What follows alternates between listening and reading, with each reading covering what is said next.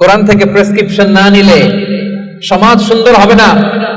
এই কোরআন থেকে প্রেসক্রিপশন না নিলে শুধু দুর্নীতি দমন কমিশন দিয়ে দুর্নীতি বন্ধ করা যাবে না। কোরআন থেকে প্রেসক্রিপশন না নিলে আপনার চিন্তা শুদ্ধ হবে না। কোরআন থেকে প্রেসক্রিপশন না নিলে আপনার আত্মা প্রশান্ত হবে না। কোরআন থেকে প্রেসক্রিপশন না নিলে আপনার ফ্যামিলিটা সুন্দর হবে না। প্রেসক্রিপশন নিতে হবে।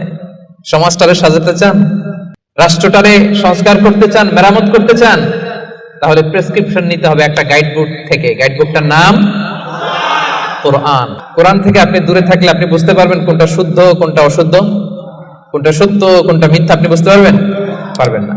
এজন্য কোরআন পড়তে হবে, কোরআন জানতে হবে। এটা সত্য মিথ্যার মধ্যে পার্থক্য করে দেয়। কোরআন হচ্ছে একটা প্রবলেম সলভিং মেথডোলজি।